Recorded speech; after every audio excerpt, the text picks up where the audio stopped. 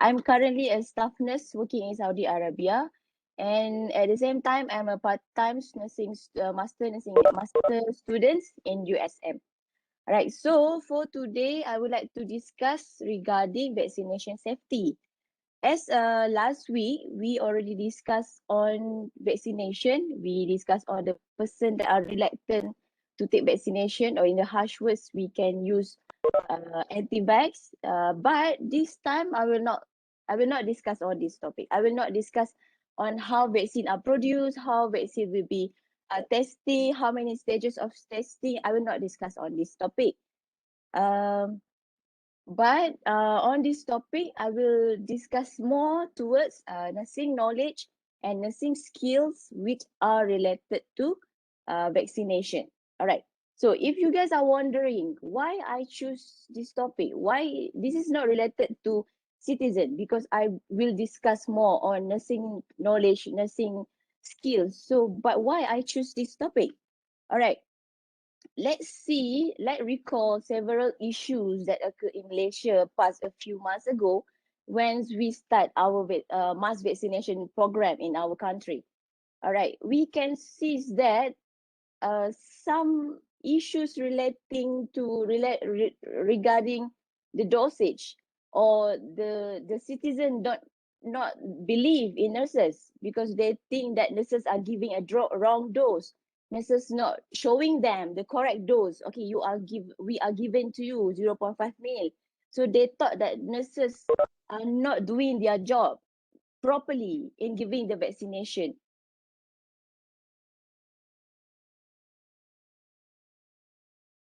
Open my mind. It showing that our citizen, our society have lacking of knowledge regarding vaccination or regarding the medication itself, because vaccination can be considered as a medication. And also it shows that our society have some disbeliefs toward the nurses. All right. So this is the reason why that I would like to discuss with among you guys, so that after this you can discuss with your friends, with your parents, that this is the procedure that what are nurses doing in order for us to give a proper dosage, proper way, proper route uh, for vaccination. All right. So this is our objective for today, the basic nursing's role, route, where is the vaccination given, where is our medication are given, and also the techniques on the IM injection. As you guys know, vaccines are given through IM injection. All right, as a basic roles, we have a very unique roles and responsibility in giving medication. For example, doctors orders to give paracetamol. Of course, our nurses, we have several roles in order for us to provide a proper safety medication. I mean, like, for the safety of the patient, a safe medication administration. Okay, we are considered as the final person to check before administering the medication to our patient.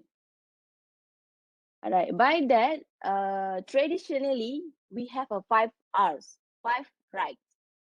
But current research going on, we have up to 12, up to 10 or 12, and sometimes 20 Rs, 20 rights, in order for us to know, in order for us to make sure that nurses are giving a safe medication to the patient to prevent medication error. Right.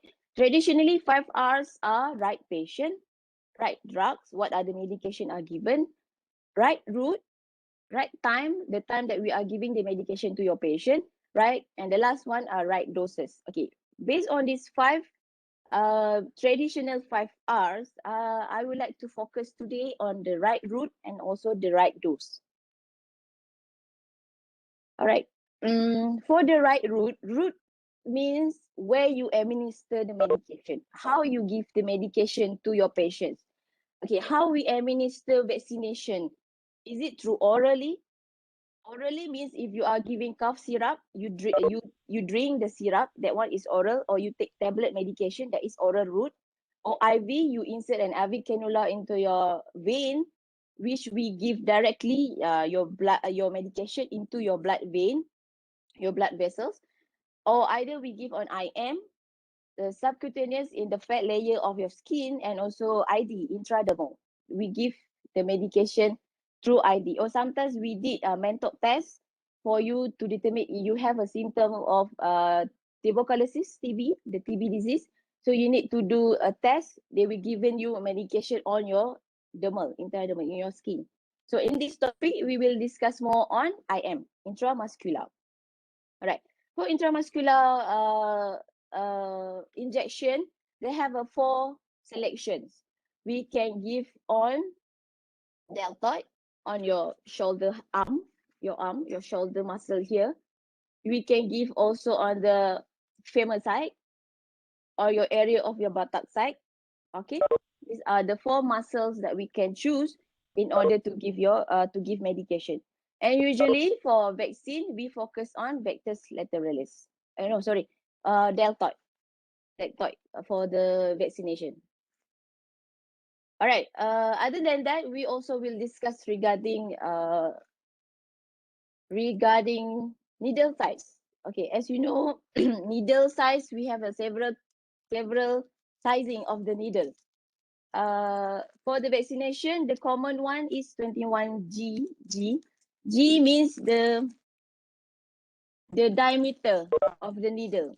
If you can see from the needle itself, it has, this one is very thin. I don't know if you can see this needle at the screen. But I bring some syringes and needle just for us to share. All right. Needle size also, all this medication is depends on the viscosity, means the thickness of the medication in choosing the location that where you will inject the medication. All right. And usually for IM injection, we are giving 23G or 25G. G is the diameter of the sizing of the needle. All right. Other than that, also, needles also should be long enough to ensure that the medication is injected to the muscle. Okay, so for example, this thing is individually depends on the patient size, depends on the patient weight, and depends on the fat of the patient itself. For example, if you are very lean person, means you have less fat, the needle that you will prick to the patient, it will be like shorter. You can see this depends on the patient and based of the nurse's experience itself. Okay, other than that, in the selection of the location, either you want to do a deltoid or the beta area in the femur area, it depends on the volume of the medication itself, the volume and also the thickness of the medication. If the volume is like 2.5 mils, you have to inject in the ventrogluteal area. For example, in deltoid, 1 mil or 0.5 mil, then you can give in deltoid. Okay, that's why most of our vaccine were given in deltoid area because it's only 0.5 mil. All right, this one also, this is what nurses learn in school. Each vaccination, we have a different style of holding the syringes, the needle. If IM, you have to give 90 degrees, very straight, directly, like you prick to your patient. If subcut, like 45 degree, IV is lower, like 30 degree, 15 degree. All right, for that dermal is 15 degree. This one all what nurses learn in order to administer the medication properly, directly to the selective area for the route, depends on the route of the medication given. All right, according to WHO, all the injections are unsafe if nurses using unsterile or improper technique. Okay, this is to avoid contamination when we giving the medication. So it's suggested that we should clean our skin first. Clean our skin. Clean our skin by using 60 to 70% alcohol. 30 minutes, let the alcohol that we swab the patient dry, then we should give the medication after that. However, some also, they said that if the patient, we consider it as a physical clean, good in condition, no need alcohol swab also is, because it's not able to reduce the infection. But this one, all the research study conduct, and we are practice is to hand rub first. Not hand rub, to do a swabbing, alcohol swab first before we administer the medication. Okay. All right. Aspiration. Aspiration means once you inject the medication. Okay. For example, you give medication to the IM of the patient.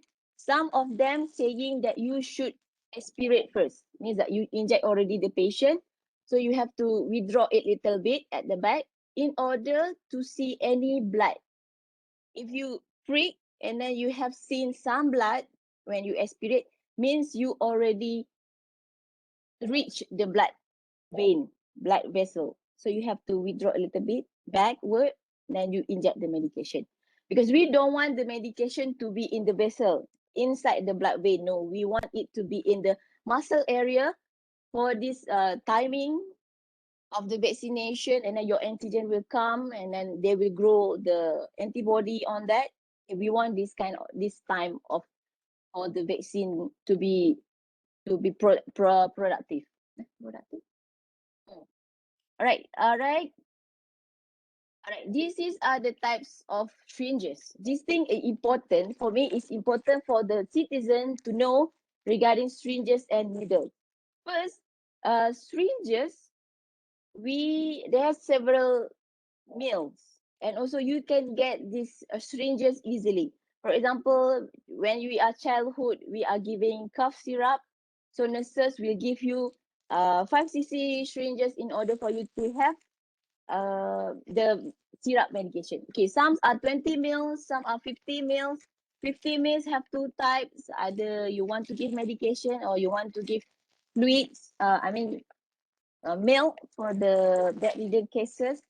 Okay, this is the tip is different. So it is for medication syringes. If you have the big tip, this is for feeding tube. Even though it's 50 cc, we have 20 cc, we have 10 cc, we have insulin syringes. Insulin is by unit. It's not mil, but it's unit. Okay, so regarding needles, we call is like gauge. Okay, so the sizing 23G, 25G, something like that. Okay, the bigger the size, means the smaller the needle. So if you compare 18G, 18G is this big. 18, I mean like this small, it has a 23G. We got a diameter of the G. Okay, this one probably 18G because it's big size. The bigger the size, the bigger the size, the smaller the needle. Okay, these needles, the nurses, we learn which needle you use to administer the medication, especially for IM, for IV, and no IV no, for IM and also ID. Okay, for ID is intradermal. You will inject in your skin. You will use a small needle because it will super pain if you use a big needle for the skin. But if you use, usually for muscle, we use 23 or 25G. Okay. All right. Last time in Malaysia, I think, or in US, there is a viral videos which showing they give a medication and suddenly the needle disappear. Then people say, oh, needle is stuck in the patient muscle. This is bad. No, actually, some of the manufacturer, they are rich enough to use expensive syringes and needle with together with the safety features. All right, this thing, for example, based on my experience, I use in heparin patient. Heparin patient, Klexane, if I'm not mistaken, directly after you prick the patient and then you push the medication in, the needle will automatically goes back. It will goes back to the syringe. After once the medication finish from the syringe, the needle will goes back. Okay, this is one of the safety features provided, I mean like invented in order to prevent needle stick injury for the nurses, for the doctors. Okay, this needle stick injury means after nurses playing with the needle or they try to cover this bag and then suddenly they prick themselves. This is dangerous, especially if you're taking blood of patient with unknown history like HIV or something that you accidentally prick yourself. Okay, this is dangerous, right? That's why some company they inverted this kind of safety features in the syringes and needles. Okay, all right. This is the first part. First part is the right route, where is vaccine should be given by nurses in a correct route, which are IM. Vaccine are given IM, so nurses will learn where is the location of the IM itself, what are the selection of the syringes that we use, what are the selection of the needle we are use. Okay, now I will talk regarding the right dosage of the medication. This is also viral things happen in Malaysia, where our society become stressed, become anxiety. Oh, nurses not giving me a proper dose. They are not showing me the needle. I need to see the needle. How much the medication that they are administered to me. I want to know this. I want to record it. I want to take photo. Kira-kira all this thing they are saying in the social media. So we as a staff nurse, we are compulsory. It's a compulsory for us. It's a compulsory for us to obey with the right dose policy. Okay. For us, you should you should give a right dosage to your patient. This is your responsibility as a staff nurse. That's why I don't think that such of thing is occur when nurses not giving a proper dosage. But I'm not sure if really happen. But nurses, we are obligated to follow this policy. All right. So for example, in AstraZeneca, based on my experience in Saudi Arabia, we have one ampoule of AstraZeneca, one ampoule for 10 dosage, and one of the dosage is 0.5 mil. So you will receive 0.5 mil injection. But this is depends on some medication. I heard in Malaysia, Pfizer, you guys are receive 0.3 mils. But in Saudi, some of my friends, they are receiving 0.5 mils for Pfizer vaccination. I'm not sure how is in Malaysia, what are the dosage for Pfizer. But what I know for AstraZeneca, in Malaysia also, they are receiving 0.5 mil. All right. Lastly, what we want to talk is really post after injection. Uh, Frankly speak, based on my experience, some nurses with experience, they have a more experience with vaccination. They tend to have a magic hand. I have a friend, she has a magic hand. If she give me injection for vaccination, I don't feel anything. I don't feel pain. I don't feel that somebody is putting something on my hand, and I don't like pain.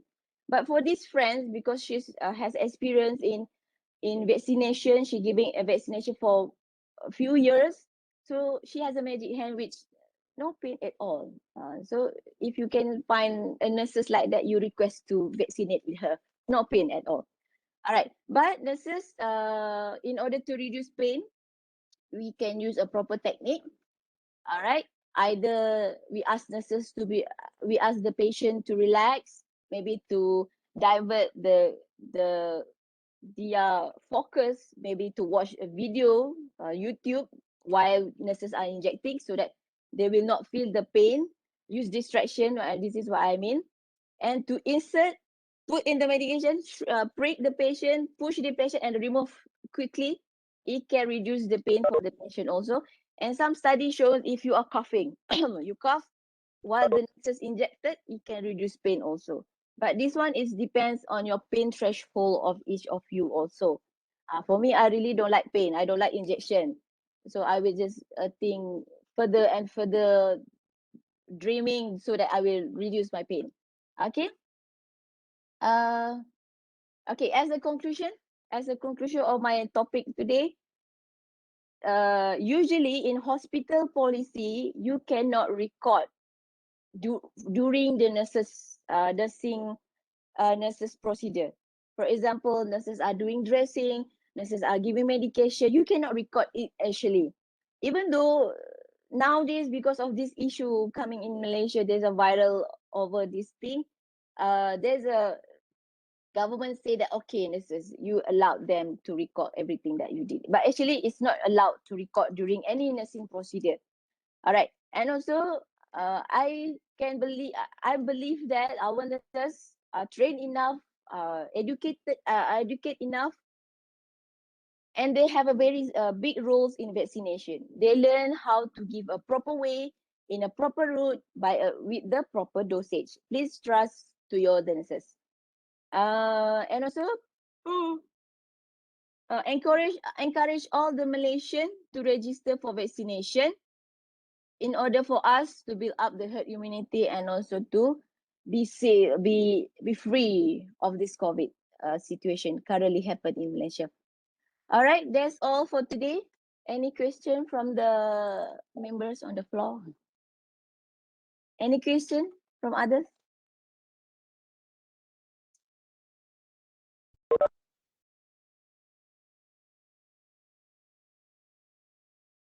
Guys, if you have any questions, kita punya session ni macam cepat sikit.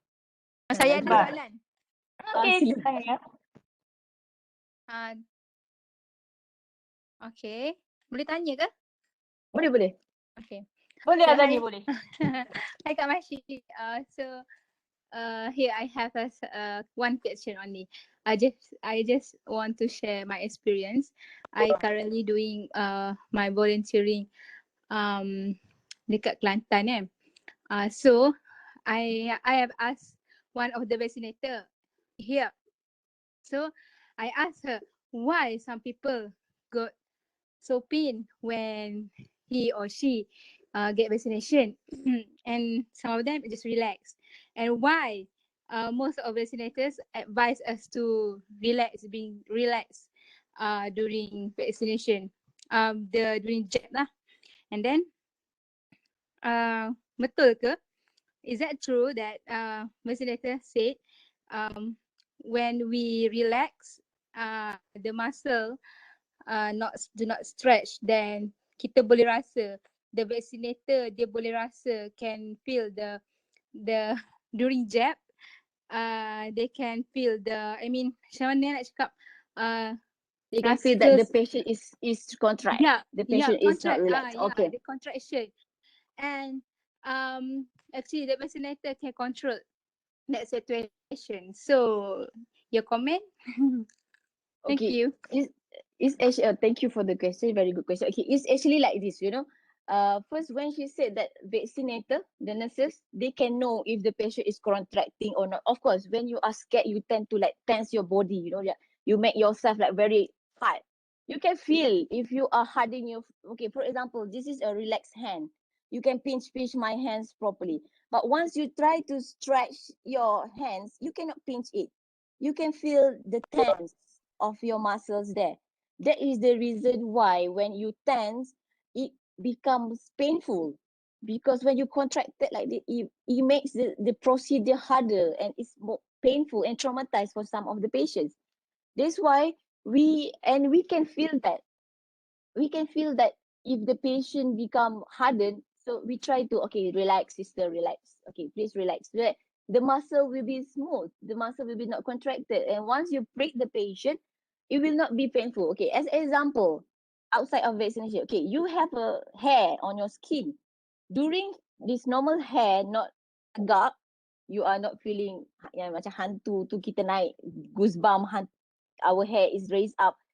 If you pull your hair now, it's not painful. But one, not that painful. But if you goosebump time and then you try to you can try to pull your hair, it's like 10 times pain because your muscle is contracting, is holding the hair while you are pricking. Same like if your muscle is contract, it's become hard, then you try to put in something, needle something, of course it will be painful. So that's why if you're going to take your jab later on, just relax, calmly, try to manage the anxious or anxiety. No, is it a proper word? So Mhm. Is Kak Mashi, is there any Hmm. risk when the muscle contracting? So is there any risk or not? I mean the um for the patient, risk for the patient. So is there any risks or not? Okay, this is my opinion. What I can, like, logically, if you think, it doesn't have any risk, because once you prick, you give the medication will be in the muscle only. It will not affect or giving any risk for the patient. But you just feel pain, like maybe 5 times the pain compared to others if you are relaxed. Mm. Is it answering You. your question? Thank you. I get it. Any question? I saw somebody put a text down. Siti Masyitah, ni soalan daripada Aina Rashid. What should be done if the receiver got fainted? She listened to a radio and Fever? she just said that the receiver fainted, maksudnya pengsan. She Oh, listened to the radio and it just said that that wait, I cannot person hear you. fainted masa nak inject. Then she wonder what Okay. happened next. Okay, usually if this kind of scenario which a patient are fainted, actually I don't have experience that kind of scenario. But as a staff nurse, if your patient fainted, you cannot give in the vaccination on that moment because your patient is not conscious. Or surely nurses will bring the patient at the side, makes the patient relax, assess the vital signs, checking the consciousness of the patient. Maybe if the patient become hot, to put on the fans or something. Uh, and then once the patient is recovered, alert, so we have to monitor the patients there, vital signs, everything. And then of course we have to explain again to the patient what are the scenario that going to happen, why, what caused him to fainted. And then we can process with the procedure to give the vaccination. Usually, we will bring the patient to the safe side, assess the vital sign, assess the consciousness level of the patient. Is it that this patient is okay or not, or need to bring to the hospital to for the further management? For example, maybe dehydrated, need to put IV cannula for the fluid. It depends on the scenario of the patients and also the the condition of the patient that fainted. This is based on my idea. This is my opinion. Any else question?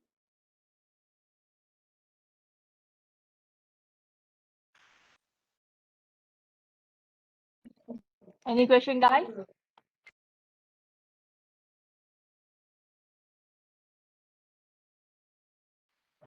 So, Siti Masyitah, what is your opinion about the Astrazeneca? Since that some news state that Astrazeneca is not iktiraf by No, it's by the country. By which country? some state Europe, German, and so on. Oh, Australia this too. one based on the study, they shows that the effectiveness of the vaccine, like Pfizer, the effectiveness maybe like 93%, something like that. And so mean each vaccination they have their own effectiveness. How they uh can can put on a shield on us to get the infections, or if we get the infection, is it the our response, our body response to the virus is harsh or not. So actually I'm not the one who knowledgeable to talk why certain country they refuse and they did not give up this kind of vaccine. I'm not the one who able to speak on that because I'm not the one who I don't have much knowledge regarding the effectiveness of the the vaccination, or why certain country don't like it. Like for example, they said Saudi don't want Sinovac to come from Malaysia, for example. If nurses, somebody who take Sinovac from Malaysia, Saudi refused to take it. That one is because of this kind of study, when they shows that the effectiveness of the vaccine is less, so they tend to refuse this medication, this vaccination. But to answer that question, I'm not the one who knowledgeable enough. I cannot give a proper answer on that question. I'm sorry for that. But this is what my idea is depends on the effectiveness of the vaccination. Oh. All right.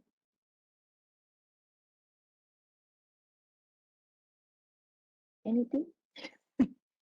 Okay. Um,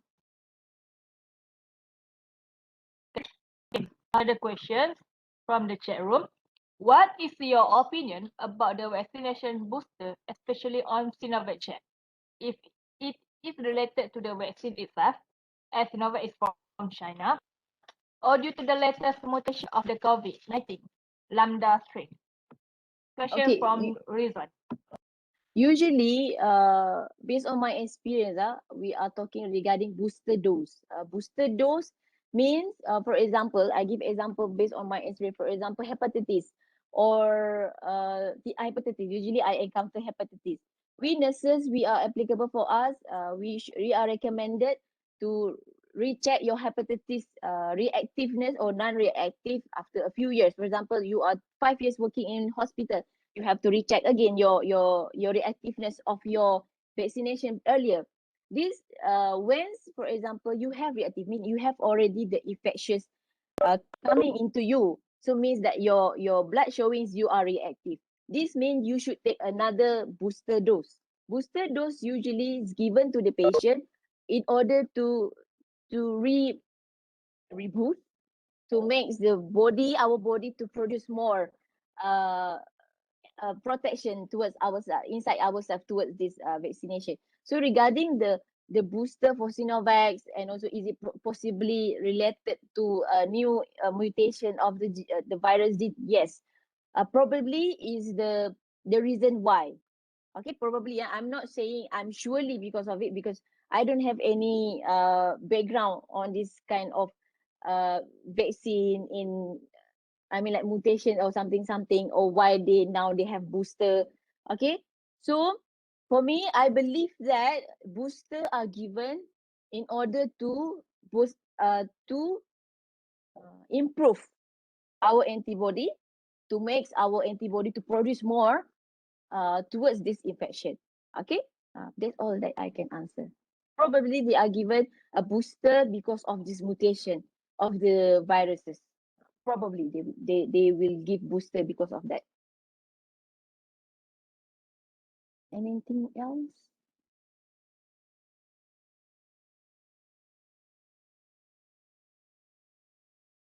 Any else question?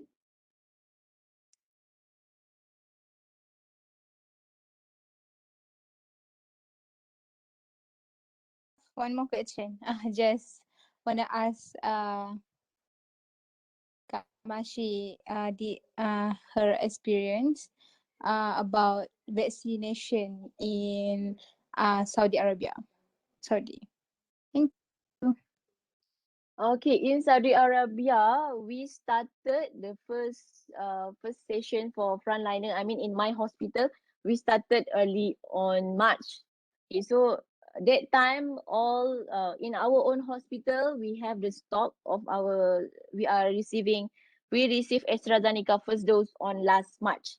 Okay, so all the healthcare workers in my hospital, we are receiving that, and then after that, the cleaners of our hospital are receiving that. After that, they are open to a public. We have application. Actually, in Saudi Arabia, we have a lot of application that you have to take. That this ANAT application, Sehati application. All these application are used to register yourself and to book yourself, where you will take the vaccination, when you want to take the vaccination. So this is the procedure before, maybe month of March and April. After that, as they open to the public, nowadays they open to the public already. They close in the hospital. They open one big, like a center. like a conference center, a very big conference center, and very easy. I will not. I can say that the management for the vaccination in Saudi Arabia is better than Malaysia. This is based on my experience. You don't get me to be, because just imagine my friend, she returned from Philippines. She just booked the application, the appointment that she want to take the vaccination a day before, and some of my friends 1 hour before. She book in the system. All right, directly she got the appointment. She can go directly to the place for the vaccination. Nowadays in that center they are giving Pfizer. They are giving Pfizer for them. So for me, because inshallah we will go to Hajj, they compulsory for us to take the second dose. But in the center is only Pfizer. So I'm a first dose. My first dose is AstraZeneca. So we try to search on some small clinic. Even the small clinics also they have vaccination for the vaccination center. Means that the mass, this Saudi, their government really have a very mass vaccination that everybody uh, have the exactly chance to get the vaccination. So I received my second dose of AstraZeneca last a few days, weeks ago. And also here, the compared to Malaysia, you guys receiving your second dose like 3 weeks or 2 weeks after the first dose.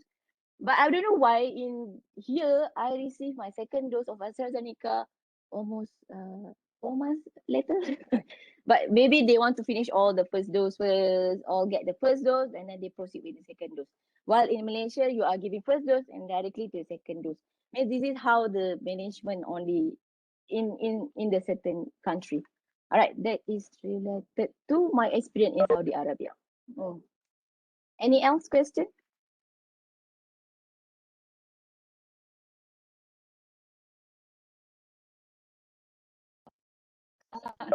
Siti Masyitah. Hmm. Question is from Leila. What is the prediction of the COVID will end? Oh, I saw this question coming up from my screen. You know, I wish that I'm a, a god. Can I say something like that? I wish I have the vision from God that telling me when is the prediction of the COVID. You know, even from my reading also we cannot put a exact date. Based on my reading, we cannot put an exact date when this COVID will finish.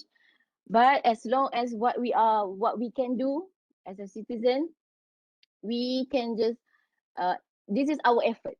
Our effort is to maintaining your SOP, following all the SOP, wearing your mask, no gathering, social gathering, hand washing, hand hygiene, injection of the vaccination. These are our effort in order the COVID to end.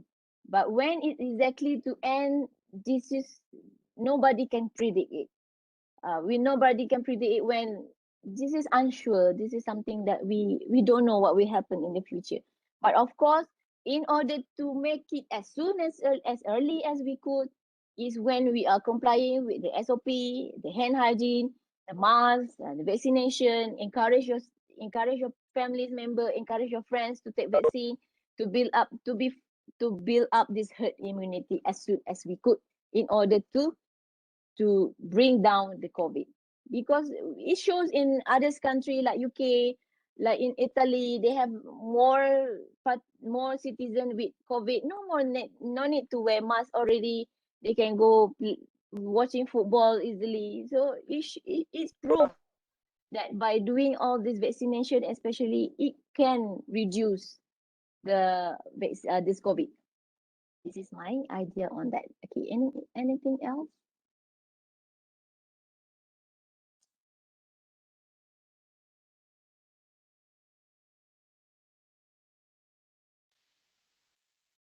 Okay, another question. From Ayar. Assalamualaikum. Hai Cik Nurse. Apa pendapat Cik Nurse tentang pemberian vaksin kepada calon-calon SPM 2021? Okay, based on my reading daripada pembacaan saya, that ada certain country yang dia dah start testing towards the young generation, maksudnya the childhood ke children they start to do testing untuk the young generation, not young generation, I mean the children yang age 12 and below. Then it shows a good feedback, a good result. Means it can help these children to prevent themselves to get the infection. Kalau dapat infection pun, the symptom will be lesser compared to the non-unvaccinated person.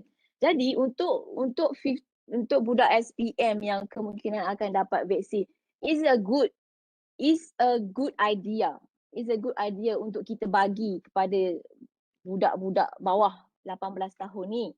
Tapi of course it should be undergo testing first. Several stages testing before we can implement it to our citizen. Okay, maybe from the government it shows many research done and it's okay, no problem to give for the children, then we can proceed it. Yes, itu sahaja. Ada soalan lain? Any questions?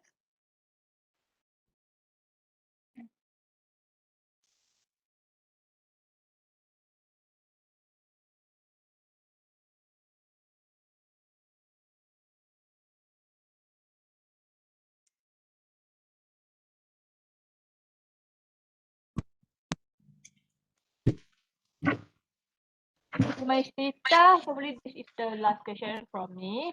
How you encourage people out there to get the vaccine jab?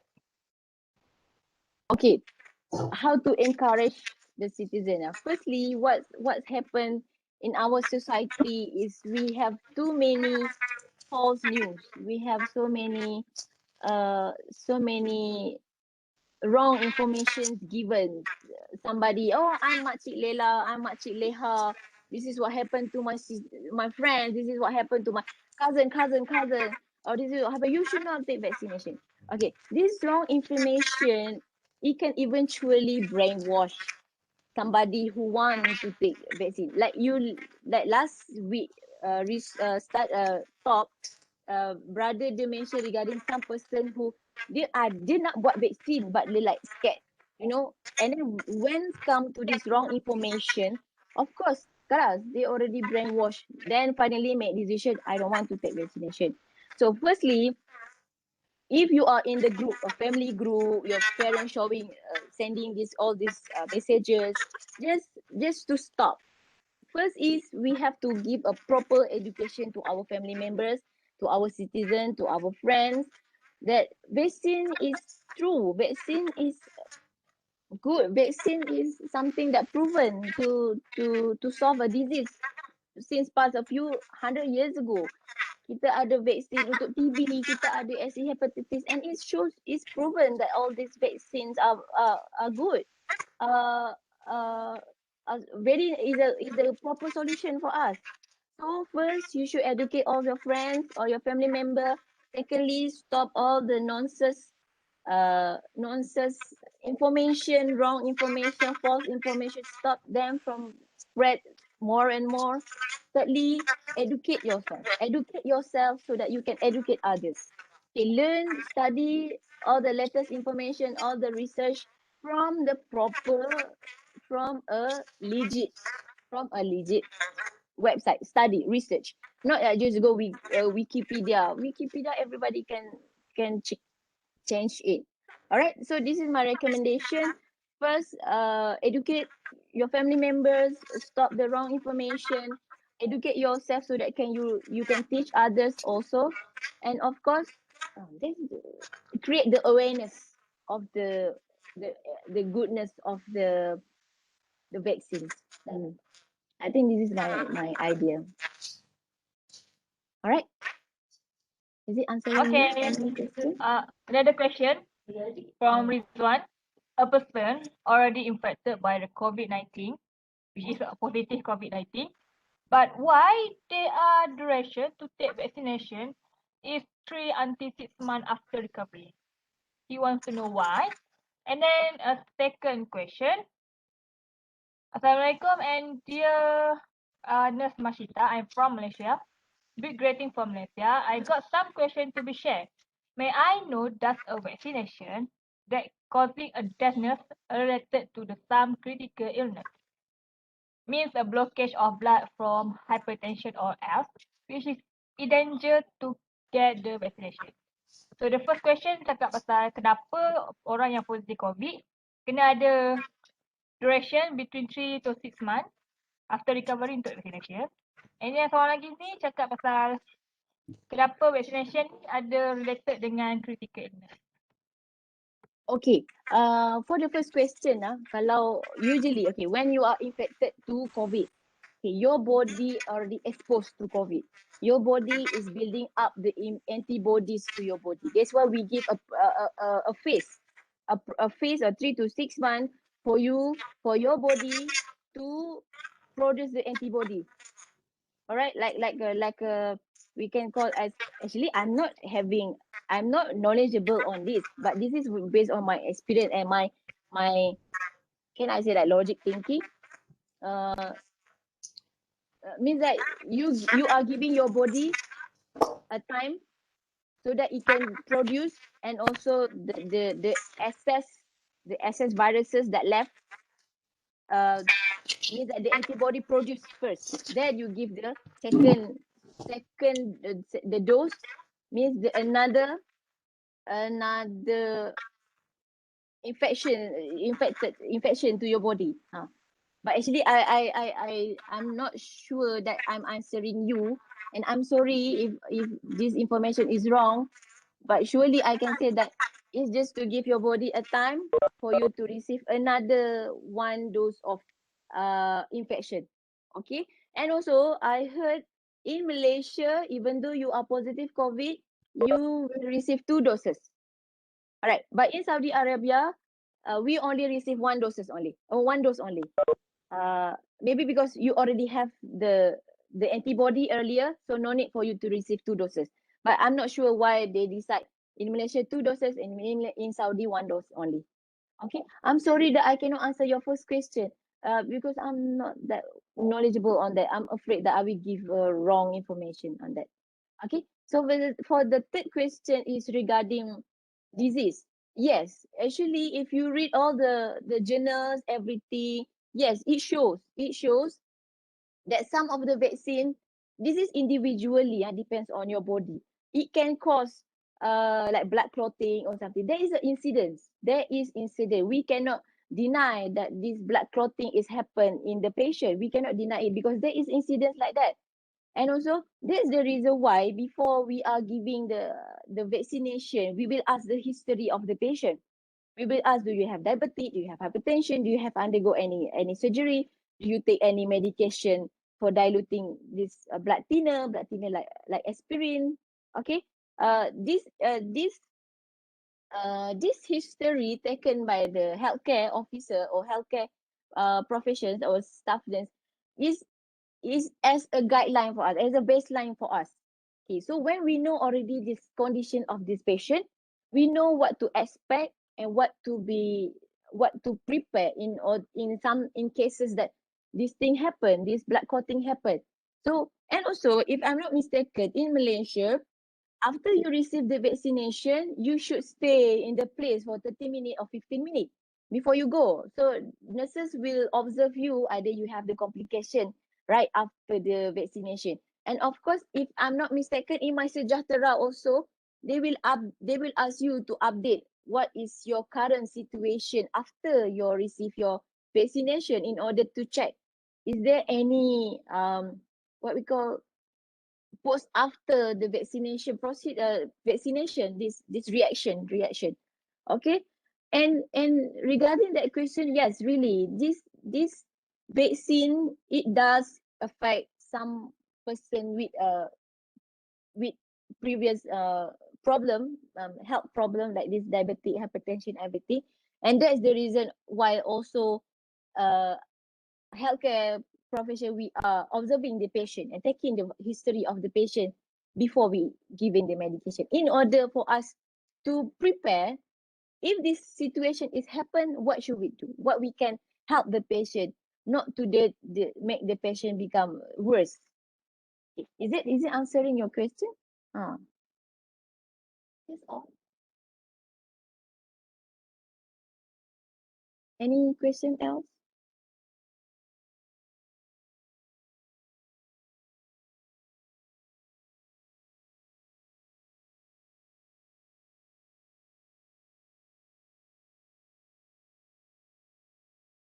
I think we have another question from Leila Santaka, right?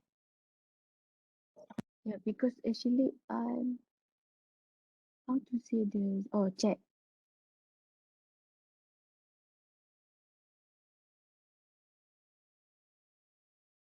You don't need a complete. If you don't complete your vaccination, you can die in. Yes, this is in Hungary. This is a very good effort by the government. Means that they encourage the citizen to vaccinated. Means that if you even though you are anti-vax or something, no. If you want to dine in, you want to travel, of course, you have to vaccinate it. Even for us in Saudi Arabia, nowadays at least one dose. For example, if I want to go home Malaysia, at least I should have one dose of my vaccination. It's better if I have two doses, then I can go home. Or sometimes my friends from other country, India or Philippines, they want to go into Saudi. You have to get vaccinated first earlier, then you can come to the country. All right. What else? Did you agree this situation? What is it okay? Okay, soalan Leila Reteka dah jawab ke? Did you agree in this situation in Malaysia? I just read this question. Okay. Did you agree this situation in Malaysia was caused by the politic environment? Okay. You know, I really don't want to talk regarding politics in this public like this, because it's not good to talk about politics in public. It can show my political direction. Okay. Okay. I don't want to talk much regarding political environment. Maybe it does, maybe it not. I cannot say yes or no. And please, for the Malaysian now, what I can help, what I can do now is just to pray for you guys. Okay, it's sad to see how Malaysian are treated now in terms of vaccination. They have a lot of money, 17 millions, but where this money goes? Why the system is so slow? Why I cannot get my appointment yet? I try to recheck my Masajatra all the time, but I didn't get my vaccination yet. I don't know. So is it related to political environment? Maybe yes, maybe no. I cannot say. This is on your own judgment, on your own reading. I'm afraid to say something. They will kill me. They will find me and kill me if I say something bad about political. I'm not. I'm afraid to talk about politics. Okay, but this one probably yes, probably no. Okay, but I can see in Saudi, everybody is receiving a good thing. I mean, maybe their government is super rich. They can give to all the citizen without you are Saudi or non-Saudi. You are workers or non-workers. You are working in hospital or not working in hospital. Everybody given the same thing. You can easily access to the vaccine super easy here. Only one click in the apps. Directly you can book your appointment. Probably related to politics. Probably not. Okay. Is it okay? Okay, this is Radhi Maivi. Sometimes even in the news also, they tend to put the blame on the vaccine just because of, but he passed away related to different things. Okay, nurses die because of vaccine, die a few days after receiving vaccine due to heart attack. What? Okay, for example, this is what happened in Malaysia. The news is a viral news. This tagline of the news, they are putting this clickbait. Okay, just want to us know, oh, it's not good to take vaccine. Okay, this is not a good things, especially like this story, maybe. All right, last one. Please share tips what kind of healthy food that we gain. What we can gain from Malaysia? What do you mean we gain from Malaysia? You mean in Malaysia? Healthy foods for the healthy diet, healthy food, of course, you should follow the triangle, or you can do the suku separuh. Okay, suku rice, suku protein separuh, vegetables. You take daily vitamin C. You take your supplement. Okay, I think this is the for the healthy diet. Healthy food is based on our pyramid. You should have your protein. You have to have your carbs. You should have your vitamins, your minerals, everything. Okay. Any else question?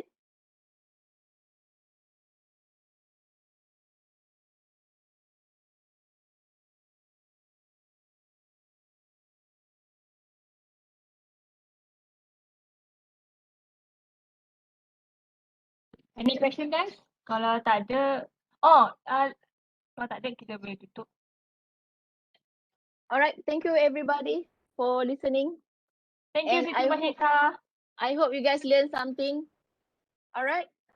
Peace out. Thank you Siti Thank you all. Masyitah. I cannot see the flag. Oh, Someone want to see Malaysian. our country flag. Seen from the Riyadh, Arab Saudi. Proud to be Yes. Malaysian. Inshallah, even though Lalu gemilang. even though what happened to our yes, I believe Yes. I agree with you. Yeah, Laila. Yeah, Leila, I agree with you. But I don't want to talk much. Okay, anything? you can have any question. We wrap up our session. Okay. Bye all. Thank you so much. Thank you Hope Siti you learned Masyitah for your something. time. Welcome. I'm going back to work. Bye. Bye. Okay, bye. Bye. See you soon. Bye. Bye.